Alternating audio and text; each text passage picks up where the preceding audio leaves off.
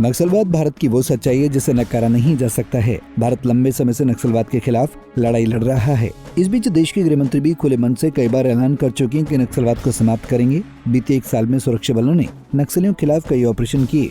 हर बार ये दावा किया गया कि नक्सलवाद अब समाप्त हो रहा है, लेकिन एक बार फिर नक्सलियों ने अपना फन फिर उठा दिया है। छत्तीसगढ़ के बीजापुर में नक्सलियों ने सेना पर हमला किया है। आइए समझते हैं क्या है पूरा मामला।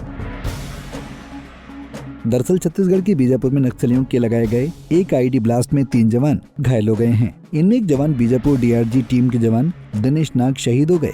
घायल जवानों की हालत खतरे से बाहर है। प्राथमिक उपचार के बाद उन्हें निकाला जा रहा है और बेहतर इलाज के लिए आवश्यक व्यवस्था की जा रही है। अब सवाल उठ रहा है कि नक्सल के खिलाफ कार्रवाई में कहां चूक हो रही है। नक्सलियों का सिकुड़ता दायरा क्यों सरकार के लिए परेशानी का सबब बना हुआ है, क्योंकि नक्सलियों के खिलाफ हाल ही में हुए एक ऑपरेशन में बीते रविवार को सुरक्षा बलों ने छत्तीसगढ़ के गरियाबंद जिले में नक्सलियों के साथ मुठभेड़ के बाद भारी मात्रा में विस्फोटक बरामद किया था। ये कार्रवाई 4 माओवादियों के आत्मसमर्पण करने के बाद मिली जानकारी के आधार पर की गई थी। इन माओवादियों पर कुल 19 लाख रुपए का इनाम था, लेकिन सवाल अब भी वही कि आखिर माओवाद का अंत कब होगा, कब हमारे जवानों की जान नहीं जाएगी। हालांकि सरकार ने इसके लिए कदम उठाए हैं। आइए समझते हैं कैसे नक्सलवाद सिकुड़ रहा है। कैसे सिकुड़ रहा नक्सलवाद। वामपंथी उग्रवाद, जिसे नक्सलवाद भी कहा जाता है, भारत की सबसे गंभीर आंतरिक सुरक्षा समस्याओं में से एक है। ये समस्या सामाजिक और आर्थिक असमानता से जुड़ी हुई है और माओवादी विचारधारा से प्रेरित है।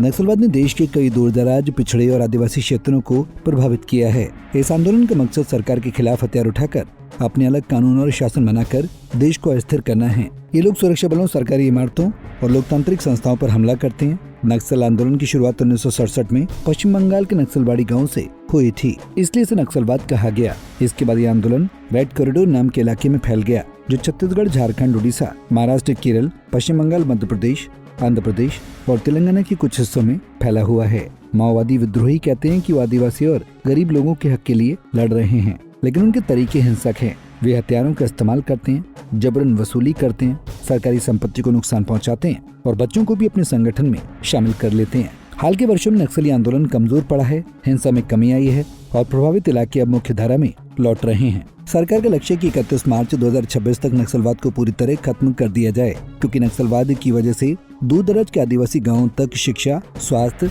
सेवा, सड़क, बैंक और डाक जैसी सुविधाएं नहीं पहुंच पा रही हैं। वामपंथी उग्रवाद से प्रभावित जिलों की संख्या अप्रैल 2018 में 126 थी, जो जुलाई 2021 में घटकर 70 और अप्रैल 2024 में केवल 38 रह गई है। सबसे ज्यादा प्रभावित जिलों की संख्या भी 12 से घटकर 6 रह गई है। ये 6 जिले हैं।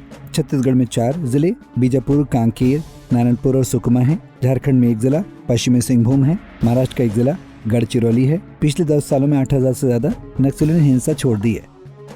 बताते कि नक्सलवाद कम तो हुआ, लेकिन नक्सलवाद अभी एक बड़ी समस्या बना हुआ है। नक्सलवाद की सरकार कई स्तर पर निपट रही है। इसमें सबसे कारगर उपाय है नक्सलवाद से जुड़े लोगों से जानकारी निकालना। पिछले कुछ समय में कई नक्सली सरेंडर कर रहे हैं, जो उन्हें नक्सलियों की जानकारी साझा करते हैं, जिससे सुरक्षा बलों को जानकारी निकालने में आसानी होती है।